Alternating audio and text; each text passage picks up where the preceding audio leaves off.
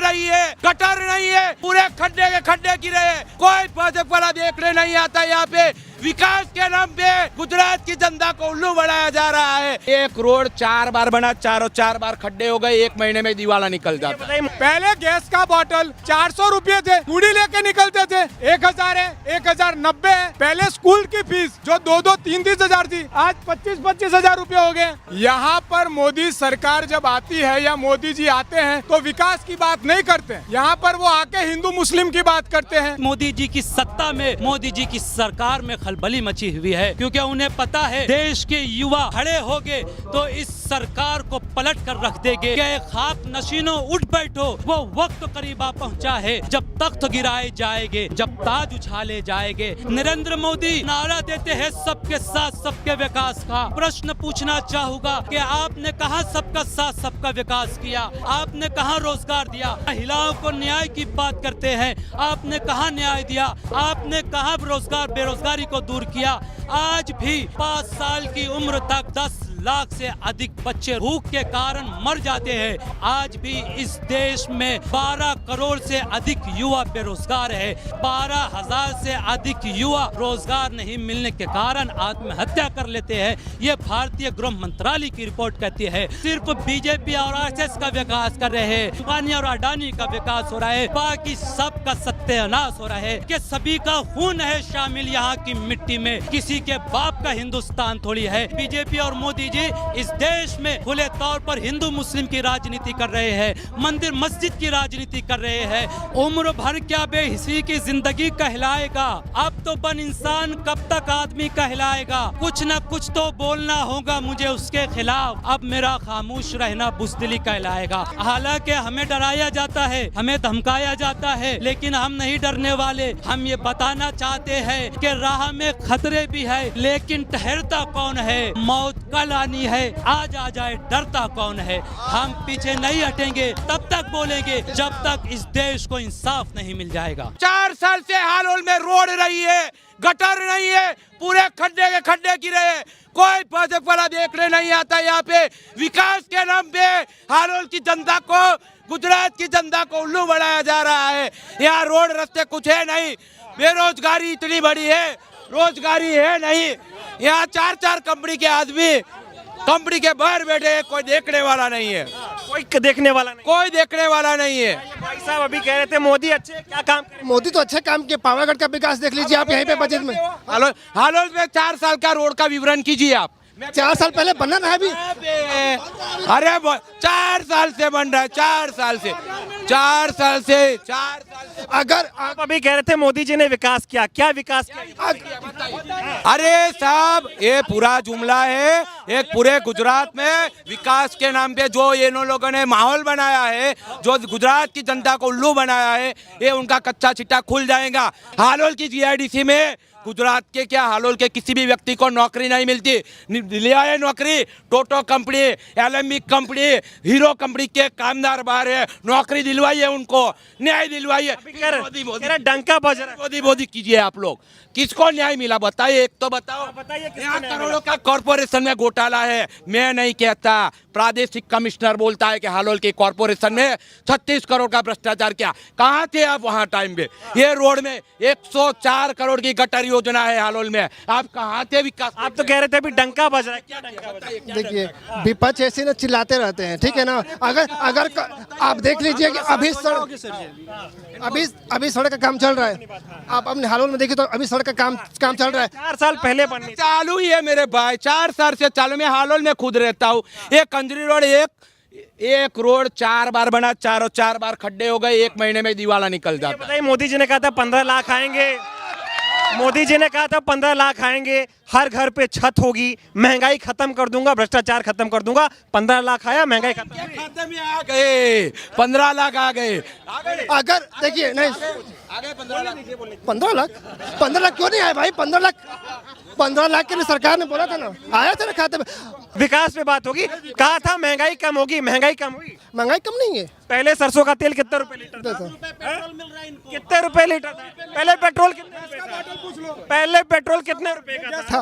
अरे नहीं, पहले पेट्रोल कितने रुपए था? आप जो है पहले कांग्रेस का उठा के देखिए ना, 2014 से पहले 2000 कांग्रेस ने ठीक काम नहीं किया, जनता को नहीं समझ आया, सरकार बदल दी गई। वो वादे किए, अब वादे पूरे होने चाहिए। मैं आपसे पूछ रहा हूँ, मोदी ने जो वादे किए थे, कहा था पेट्रोल सस्ता होगा, पहले पेट्रोल कितना था 14 से पहले? 2014 से पेट्रोल आप देखिए ना कि स्टाइल ड्यूटी कितना लगाया था कांग्रेस ने। कम है। इनको यही नहीं, ये अंधभक्त है, ये अंध और बूंद भक्त है। इनको पता ही नहीं है क्या था ड्यूटी, क्या था ड्यूटी। पहले जब 65 रुपये भाव था, तब बैरियर का भाव जो था वो कितना था पता है आपको? 210 रुपये। आज बैरियर का भाव 107 रुपये और आप ले रहे हो 100 रुपये। आज पेट्रोल आप 35 रुपये में दे सकते हो। आप चाहे तो किसी को भी बुला लो, सांसद और MLA को, वो विधानसभा और लोकसभा में भी साबित हो चुका है। क्या झूठ बोल रहे हो? डंका पहले गैस का बॉटल 400 रुपये थे, चूड़ी लेके निकलते थे। आज 1000 है, 1090 है। महंगाई नहीं है। पहले स्कूल की फीस जो 2-2, 3-3 हजार थी, आज 25-25 हजार रुपये हो गए। फिर भी ये लोग कह रहे हैं महंगाई नहीं है। ये लोग कह रहे डंका बज रहा है ना? नहीं देखिए, अगर जनता तो जनता तय करेगी ना कि महंगाई है कि नहीं है। जनता को तय करने दीजिए ना। 2024 जनता को तय ये जो जनता की बात कर रहे हैं, यहाँ पर मोदी सरकार जब आती है या मोदी जी आते हैं तो विकास की बात नहीं करते हैं। यहाँ पर वो आके हिंदू मुस्लिम की बात करते हैं, वो जाति के आधार पर बात करते हैं, वो अलग अलग लोगों को बांट के तोड़ने की बात करते हैं।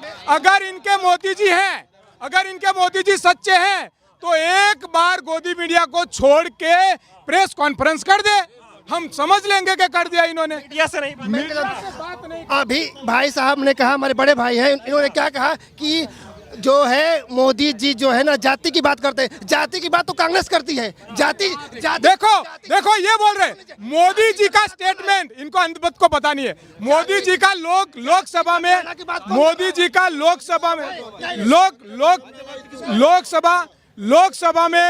लोकसभा में मोदी जी ने खुद कहा खड़े होकर, कि मैं ओबीसी नेता हूं, मैं ओबीसी नेता हूं, ऐसा मोदी जी ने कहा। वहां से शुरू हुआ।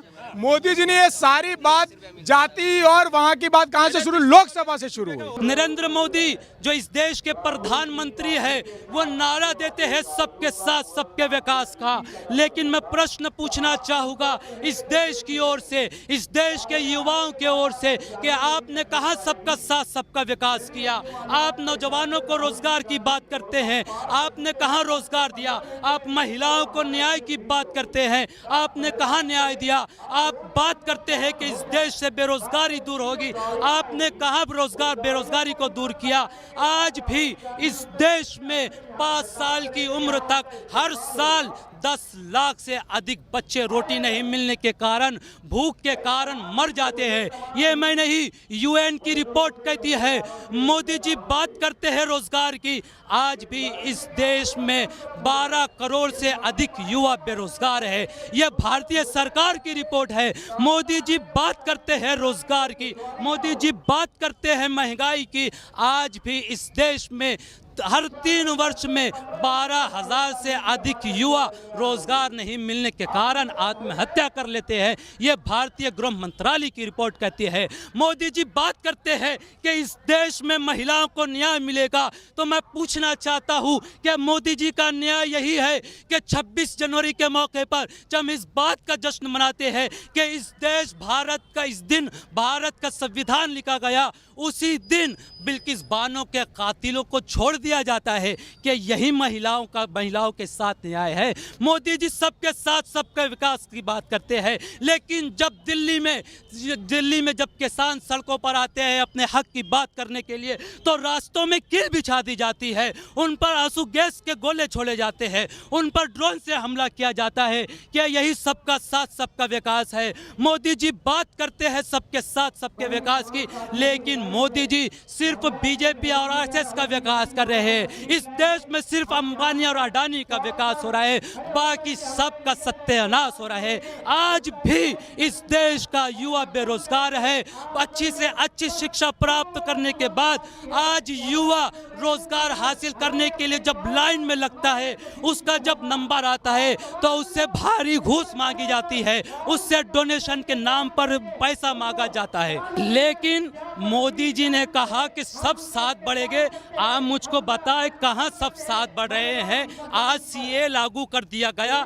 राहत इंदौरी का मुझको इस मौके पर शेर याद आता है। राहत साहब ने कहा था कि सभी का खून है शामिल यहाँ की मिट्टी में, किसी के बाप का हिंदुस्तान थोड़ी है। लेकिन मोदी जी खुले तौर पर बीजेपी और मोदी जी इस देश में खुले तौर पर हिंदू मुस्लिम की राजनीति कर रहे हैं, मंदिर मस्जिद की राजनीति कर रहे हैं, हिंदू मुस्लिम की राजनीति कर रहे हैं, गाय गोश्त की राजनीति कर रहे हैं। आज खुले तौर पर अमित शाह और मोदी जी की जानिब से ये कहा गया सीए लागू होने के बाद कि इस देश में बांग्लादेश, पाकिस्तान और अन्य देशों के जो गैर मुस्लिम है उन्हें नागरिकता की दी जाएगी। तो इस देश में मुसलमानों के साथ अन्याय क्यों?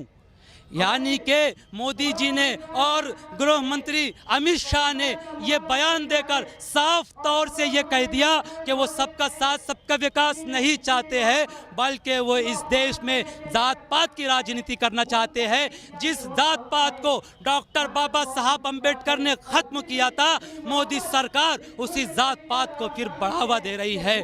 जिस नाइंसाफी को डॉक्टर बाबा साहब अम्बेडकर ने और हमारे पूर्वजों ने खत्म किया था, मोदी सरकार आज उसी नाइंसाफी को फिर से जिंदा कर। बिल्कुल, मोदी जी ने इन सालों में जो किया वो कांग्रेस की सरकार में भी नहीं हुआ, और जो डंका आज बज रहा है वो इससे पहले भी नहीं बजा था। अब मैं आपको बताता हूँ क्या डंका बज रहा है और मोदी जी ने क्या किया। मोदी जी ने 70 सालों में कांग्रेस ने जो सरकारी संस्थाओं का स्थापन किया था, जिसमें हमारे युवाओं को रोजगार मिल रहा था, मोदी जी ने उन सरकारी संस्थाओं को प्राइवेट कर दिया, जिसकी वजह से हमारे युवा बेरोजगार हो गए।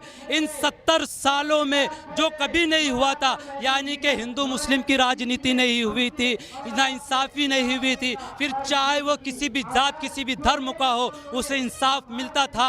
मोदी सरकार में आज वैसा नहीं हो रहा है। आज बेरोजगारी बढ़ गई है, आज युवा आत्महत्या कर रहा है। इसलिए भारत का डंका आज पूरे विश्व में बज रहा है। राहुल जी ने जब भारत जोड़ो यात्रा शुरू की, वो कन्याकुमारी से कश्मीर तक चले, उस दौरान उन्होंने एक नारा दिया कि मैं इस देश में नफरत के बाजार में मोहब्बत की दुकान खोल रहा हूँ। वाकई में लगता है नफरत का बाजार है इस देश में? बिल्कुल, इस देश में नफरत का बाजार है। इसीलिए शायर ने कहा कि हवेली झोपड़ी सबका मुकद्दर फूट जाएगा।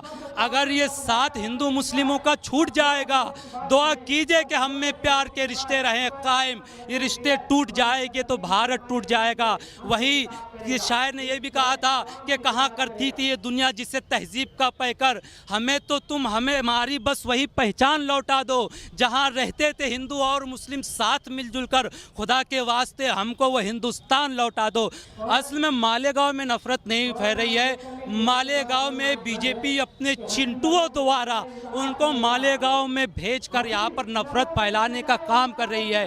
अभी जो है राणे, क्या नाम है उसका, जो बीजेपी का एमएलए है, नीतीश राणे, वो रहता है मुंबई में, लेकिन मालेगांव में आकर वो ये कहता है कि यहाँ पर जिहादी लोग रहते हैं। वो ये कहता है कि यहाँ के मुसलमान हिंदुओं के विरोध में काम करते हैं। उस नीतीश राणे को ये नहीं दिखता कि जब यहाँ से गढ़ की यात्रा जाती है तो इस शहर के मौलवी, इस शहर में मदरसों में पढ़ने वाले छोटे छोटे बच्चे, इस शहर में रहने वाले मुसलमान इसी आगरा रोड पर जहाँ से ये यात्रा गुजर रही है, लाइन से खड़े हो जाते हैं, शरबत पिलाते हैं, उन्हें गले लगाते हैं, उनके साथ भाषण करते हैं, उनके साथ जो है खड़े रहकर हिंदू मुस्लिम एकता का पैगाम देते हैं।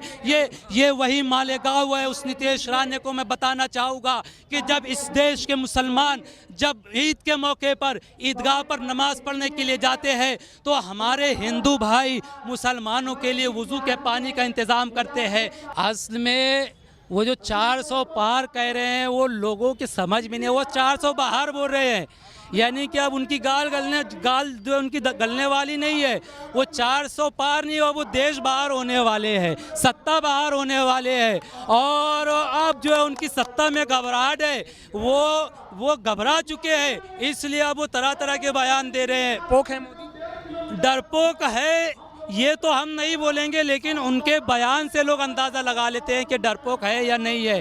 क्यों कि ईडी का यूज़ कर रहे हैं, सीबीआई का यूज़ कर रहे हैं। जहां मोदी सरकार को ऐसा लगता है कि अब मेरी सत्ता खतरे में आ रही है, ये नेता खड़ा हो गया, संजय राउत खड़ा हो गया मेरे खिलाफ नवाब मलिक खड़े हो गए हैं मेरे खिलाफ, और अन्य पार्टी जो इंडिया गठबंधन में खड़े हो गए हैं, तो वो ईडी और सीबीआई का उपयोग करते हैं और उन्हें जेल में भेजने का जो तानाशाही कर रहे हैं क्या मोदी जी? बिल्कुल डिक्टेटरशिप हो रही है इस देश में, वही डिक्टेटरशिप हो रही है जो अंग्रेज करते थे।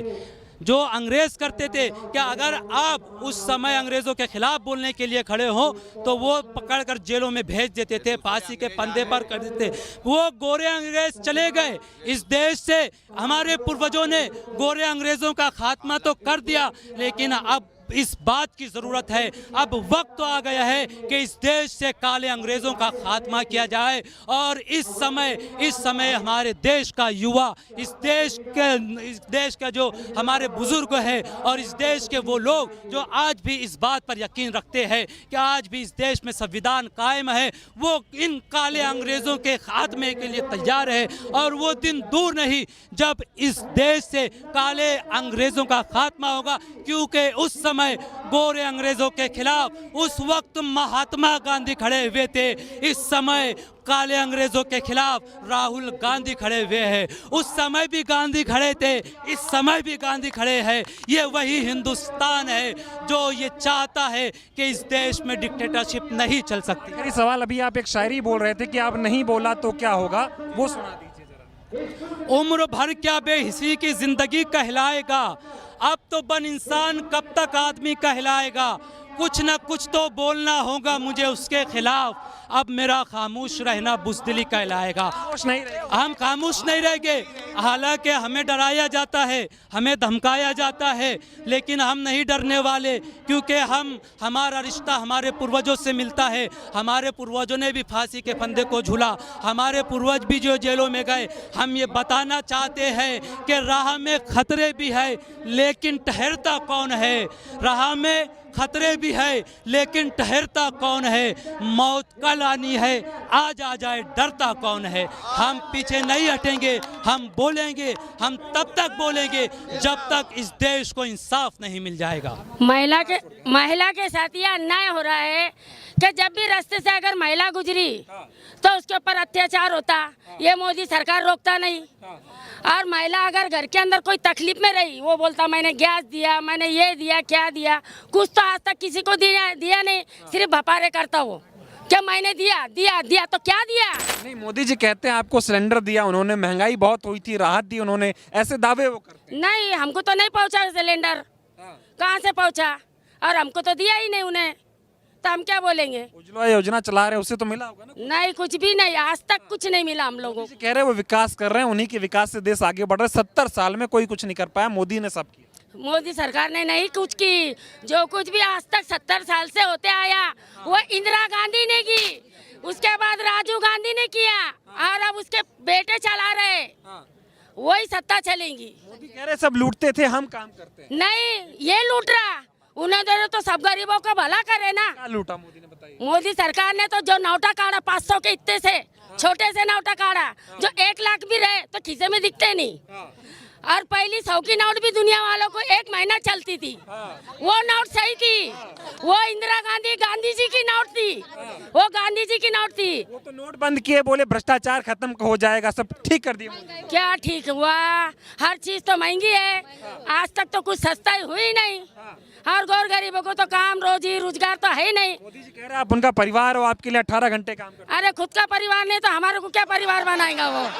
हाँ, कह रहे हैं आप 140 करोड़ जनता मोदी का परिवार है। हाँ 140 करोड़ 140 करोड़ खाली बोलने के बात है तेरे। उधर की महिला संभाल तू, गुजरात महिला, महाराष्ट्र की महिला मत संभालो, खुद संभले ले वो, उनको किसी की संभालने की जरूरत नहीं है। अरे एक अकेला मोदी सब पे भारी, अब की बार 400 सीटें आएंगी। नहीं काय के 400 सीट, अरे बोलना वो जो मशीन है तेरी, वो मशीन बंद कर, और जो पहले इंदिरा गांधी का थप्पा था वो थप्पा रख, जब देख कौन किस पे भारी है।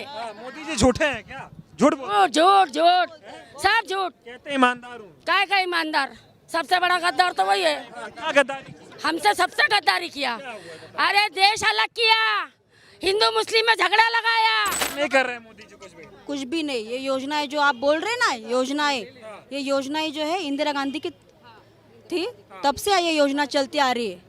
तो ये कैसे क्या बोलते हैं कि हमारी योजना है? ये टीवी पे ऐड लगाते हैं, ऐड पे 2500 लाख कितना खर्चा करते हैं। हमारे बच्चों को व्यवसाय नहीं, कुछ नहीं। इधर की कंपनियां वो गुजरात पे लेके जा रहे हैं। ये कैसा क्या विकास हो गया मोदी जी का?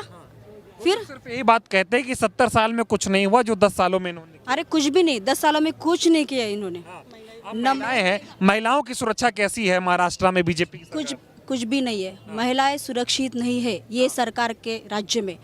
10-12 बजे अगर निकलना होगा तो वो सुरक्षित ही नहीं है। 9 बजे क्या कह रहे हैं? 9 बजे के बाद में भी महिला घर से बाहर निकल नहीं सकती। 10 और 12 बजे तो बहुत दूर की बात है। इसलिए मोदी जी ने कुछ अच्छी सुविधा नहीं की है महिला के लिए, और उन्हें करना अगर है वो सुविधा और करना चाहिए। आए दिन महिलाओं के ऊपर बलात्कार हो रहे हैं, लेकिन मोदी जी एक भी ट्वीट नहीं कर देते कि महिलाओं के साथ ये गलत हो रहा है। नहीं, वो करेंगे ही नहीं ना। अरे बहुत हो रहे हैं ना, दिल्ली में हो रहे, हमारे महाराष्ट्र में होता है, मणिपुरम में इतना बड़ा हादसा हो गया। उन्होंने क्या किया उस पे? कुछ भी तो नहीं किया ना। फिर महिला सुरक्षा की बात तो करते हैं ना, वो बेटी बचाओ बेटी पढ़ाओ बोलते हैं। फिर वो उधर ही रह के बात करते, उस पे एक्शन क्यों नहीं होता है? कुछ भी नहीं। और रेप तो बढ़ ही रहे हैं, बलात्कार तो बढ़ ही रहे हैं, फिर उसका क्या करेंगे मोदी जी? फिर पुलिस डिपार्टमेंट पूरा उनका हाथ में है। मोदी जी के हाथ में, लेकिन कर कुछ नहीं रहे। हाँ वही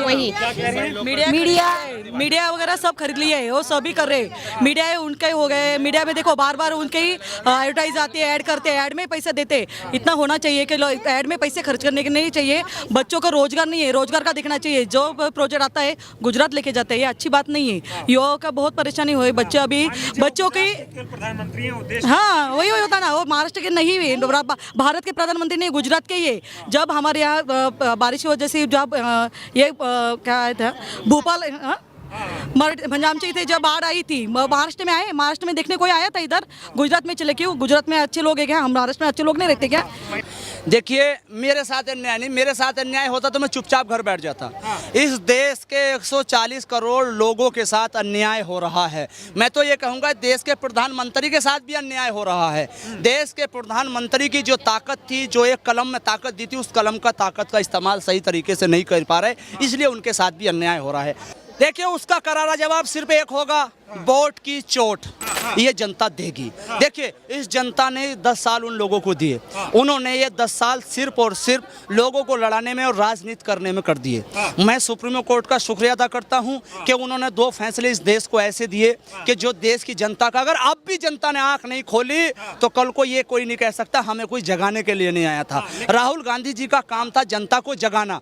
राहुल तो जनता को जगा रहे, लेकिन मोदी जी जनता को लूट रहे हैं। जो वादे किए एक भी वादे नहीं पूरे किए, जनता के साथ अन्याय कर। मैं कह तो रहा हूं, जनता उसके बावजूद भी अगर उनके झूठे, जैसे 1100 का सिलेंडर, डीजल बढ़ा, पेट्रोल बढ़ा, अगर वे सिर्फ एक जाति विशेष के लोगों के चक्कर में आकर वोट देंगे तो उनका काम ये होगा, जैसे एक पति के 2 पत्नी होती है, तो एक पति भी ये चाहती है कि मैं भले ही विधवा हो जाऊं मगर मेरा पति मर जाए मगर सौतन विधवा होनी चाहिए। कुछ लोगों का ये काम हो रहा है। जैसे या ऐसे कह लो आप कि मेरी दीवार गिर गई, कोई बात नहीं, मुल्ला जी का 5000 का बकरा तो मर गया, मेरी भले ही 10,000 की दीवार गिर गई। कुछ लोग इस सोच के इस देश के अंदर है जिन्होंने उस देश का बेड़ा गर्क कर रखा है। मोदी जी ने हमेशा देश को बांटने का काम किया है, हिंदू को मुसलमान से, गीता को कुरान से, अगड़ों को पिछड़े से, छोटों को बड़े से। और हद कब हुई?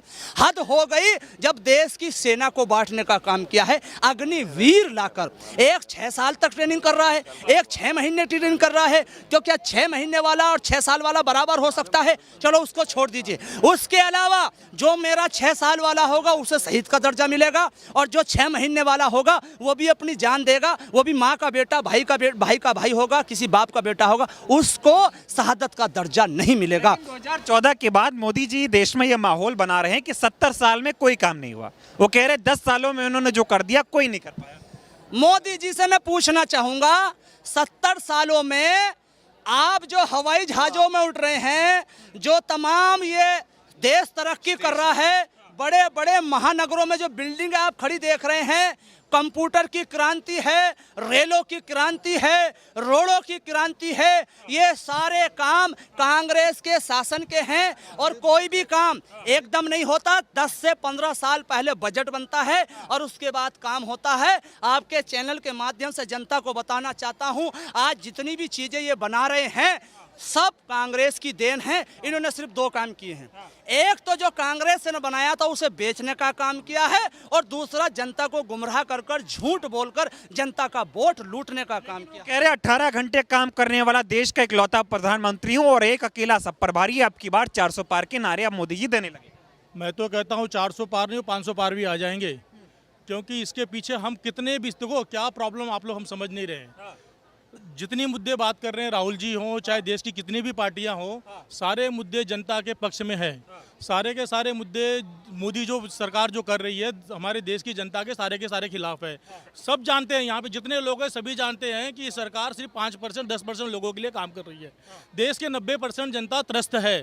फिर भी अगर मोदी कहते हैं कि अगर हम 400 के पार आ रहे हैं, इसके पीछे सबसे बड़ा कारण है उनके पास एक ब्रह्मास्त्र है। इन्होंने एकदम सही बात कहा, ये देश का ईवीएम है।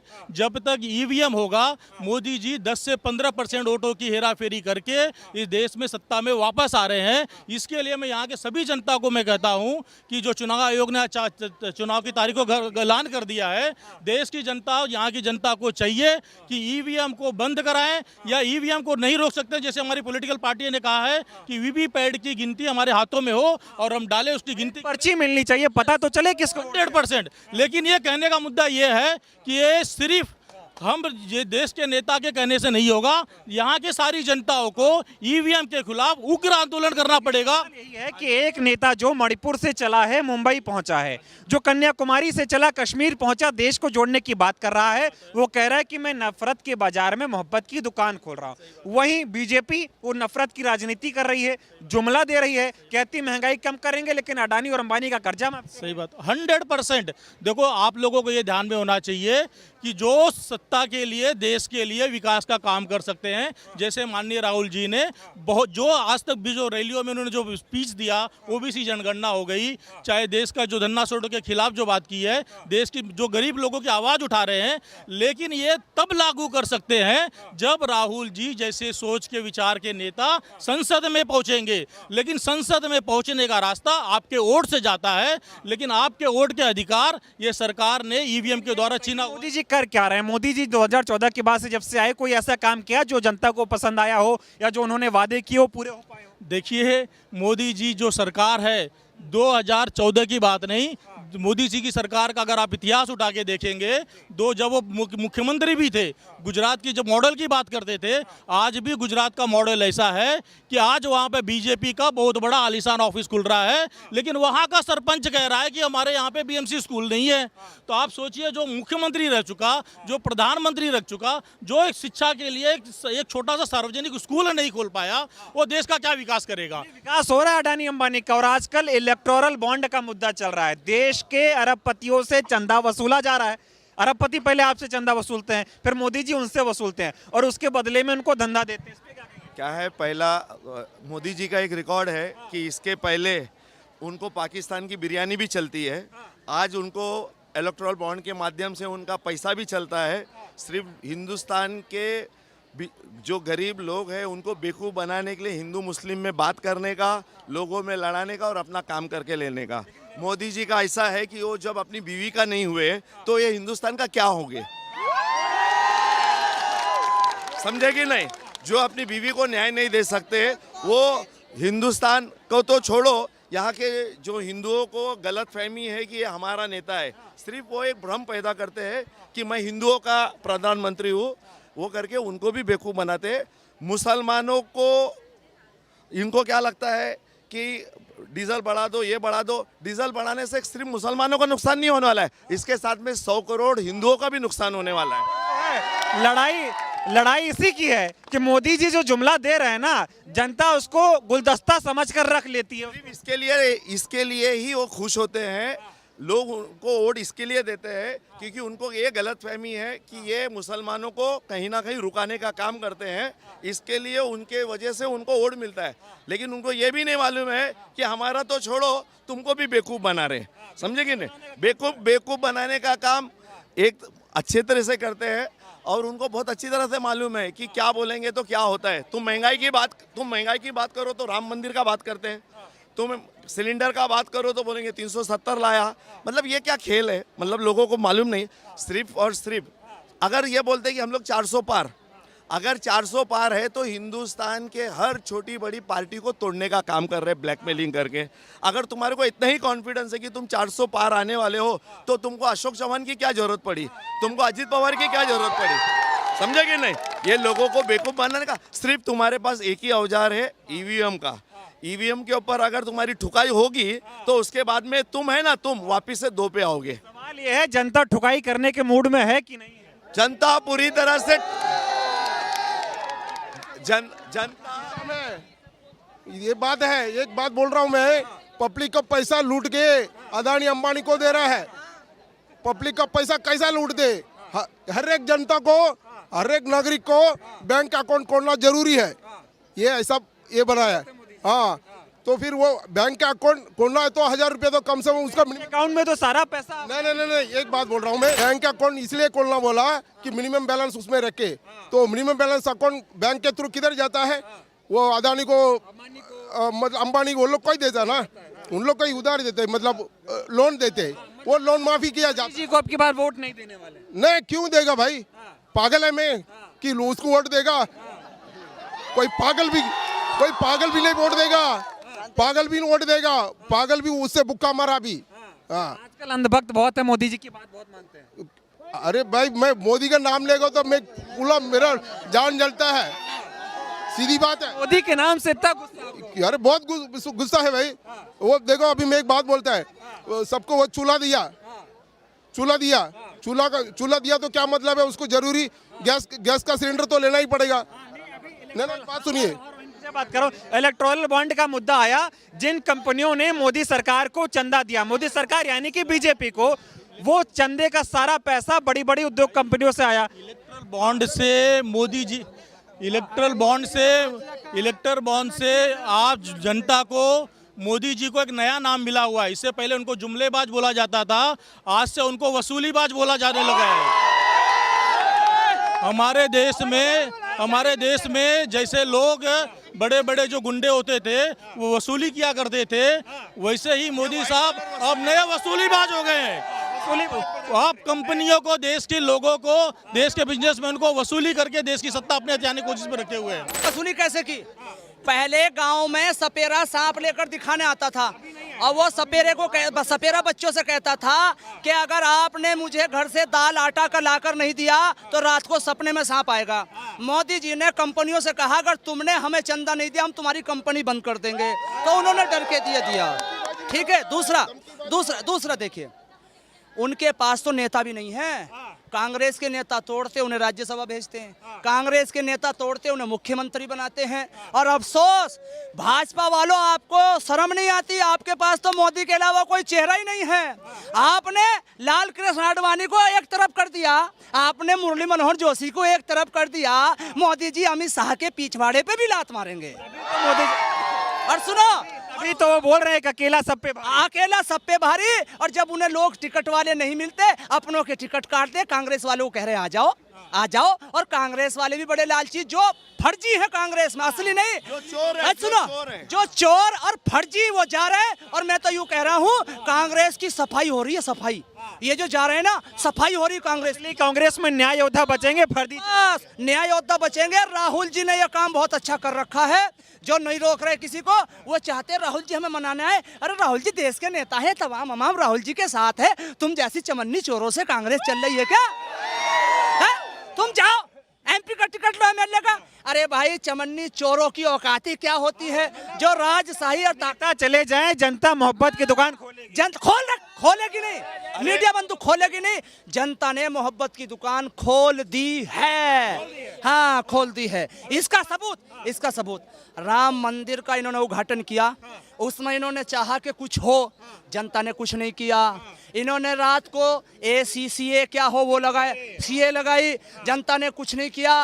इन्होंने तमाम धार्मिक भावनाओं को भड़काने का काम किया, जनता ने कुछ नहीं किया। और मैं आपके चैनल के माध्यम से कहना चाहूँगा, भगवान की लाठी में और जनता की लाठी में कोई आवाज नहीं होती है, ये साइलेंटली से काम करती है। बिल्कुल असर होगा, ऐसा होगा कि चुनाव के बाद ये आपस में लड़ेंगे कि तू कहता था 400 से पार आएगी, तू कहता था 300 से पार आएगी, और लठ इनमें खुद चलेंगे खुद। सवाल ये होता है कि 15 लाख देने की बात की थी, कहा था कि हर घर पानी आएगा, विकास हो जाएगा। आज मोदी जी कह रहे हैं कि भारत का डंका दुनिया में बज रहा है, वाकई में बज रहा है? आपने जो ये सवाल पूछा कि भारत का डंका, आप लोगों को डेटा बताता हूं। आप लोगों ने जैसे सवाल पूछा कि भारत का डंका सारी दुनिया में बज रहा है, यस, भारत का डंका दुनिया में बज रहा है। महान के नाम पे नहीं, बेइज्जती के नाम पे बज रहा है। मैं आपको कुछ एग्जांपल देके बताता हूं कि हमारे देश पैसे के मामले में दुनिया के टॉप 5 में आ गया है, लेकिन पर कैपिटल इनकम मतलब हर इंसान की आमदनी दुनिया के लगभग 97 नंबर देशों पे हम आ गए हैं। कहने के मतलब में भारत गरीबी और गरीब होते चला जा रहा है। दूसरा डेटा आपको मैं बता रहा हूँ कि भारत को ये जो आदमियों पे जो कर्जा था, देश के हर आदमी पे जो कर्जा था, जो लगभग पूरे 70 सालों में जो कर्जा था, एक जो लिमिटेड कर्जा था, वो कर्जा पिछले 10 सालों में बढ़कर लगभग 10 गुना हो गया है। तो कहने का मतलब है कि भारत शिक्षा में लगभग 300 नंबर पे पहुंच गया है। जो हम दुनिया में विश्व गुरु बनने की बात करते थे, आज हम हमारी देश की नंबर 1 यूनिवर्सिटी 304 नंबर पे आ गई है। कहने का मतलब हम शिक्षा में पिछड़ गए हैं। दुनिया में सबसे बड़े बेरोजगार हमारे देश में है। हमारा किसान आज रास्तों पे है। हमारे देश में धार्मिक हिंदू और मुसलमान पे धर्म के नाम पे अडानी अंबानी तो बढ़ रहे हैं, मोदी जी के दोस्त आगे बढ़ रहे हैं। यस, ये सरकार जो चलाई जा रही है, ये पूंजीपतियों की सरकार है। ये आने वाले देश में सिर्फ कैपिटलिज्म चलेगा। देखिए, जैसा अमित शाह अपने बेटे को आगे बढ़ा रहा है, तो दुर्भाग्य से हमारे प्रधानमंत्री के पास तो कोई है ही नहीं उनका अपना बोलने के लिए। बात बोलिए। आजकल मोदी जी आ रहा हूं। आजकल मोदी जी बोल रहे देश के 140 करोड़ की जनता मेरा परिवार है। बराबर है ना? वो इसलिए है कि उनके खुद के परिवार ने उनको लात मार के भगा दिया है, तो उनको मजबूरी में यहाँ पे आना पड़ता है। आज है ना, आज जैसा अमित शाह अपने बेटे को आगे बढ़ा रहा है, वैसा ये अडानी और अंबानी ये आज नरेंद्र मोदी के बेटे हैं। यहाँ पे देखो, धारावी जैसे इलाके को नहीं छोड़ा जा रहा है, ये समझे नहीं, उनको बढ़ाने का काम करते हैं। तो ऐसा कि जब इनके पास खुद के कुछ नहीं रहेंगे तो दूसरे को ही बढ़ाएंगे ना आगे, बराबर। आज जैसा ये भाई बोल रहे थे कि एक से सुनो भाई, देखो जो उनका जो वादा ना, सुनो जो 7 फेरों के साथ वादा किया था, जब उसका ही वादा पूरा नहीं किया तो इस जनता का वादा पूरा करेंगे। दूसरा तमाम ये धरने प्रदर्शन कराते हैं। क्या अमित शाह का लड़का आता है? क्या राजनाथ सिंह का लड़का सड़क पे होता है? क्या अडानी का होता है? क्या मुंडे का होता है? क्या जो इनके जितने मंत्री, किसी भी MP MLA का बेटा धरना प्रदर्शन सड़क पे करता है? सब लंदन में पढ़ते। और ये जो गरीब है, ये जिंदाबाद और मुर्दाबाद करती है। तो इसका जवाब भी इस जनता को देखना होगा कि ये सिर्फ हमें लड़ाने के लिए सारा काम करते हैं, बाकी और नहीं करते। दूसरा, परिवार की बात। ऐसे परिवार के मुखिया को शर्म आनी चाहिए जिसके परिवार के नौजवान डिग्रियां जलाकर आत्महत्या करते हों। ऐसे परिवार के मुखिया को शर्म आनी चाहिए जिसके परिवार की मां और बहनों की इज्जत लूटकर उनको दौड़ाया जाता हो। ऐसे परिवार के मुखिया को शर्म आनी चाहिए जिसका किसान हक मांगता हो उसको आतंकवादी और खालिस्तानी कहा जाता हो। एक नेता है कह रहे अब की बार 400 पार दिला दो, देश का संविधान बदल देंगे। सबसे पहले उनके पिछवाड़े पर लट फिरेगा। सबसे पहले उसको तो ये देखिए वो क्यों कह रहे हैं, वो चमन्नी चोर हैं, उनको सिर्फ टिकट सुरक्षित चाहिए। और वो चाटुकार हैं, उनका टिकट ना कट जाए, बस और कुछ नहीं है, बाकी और कुछ नहीं है।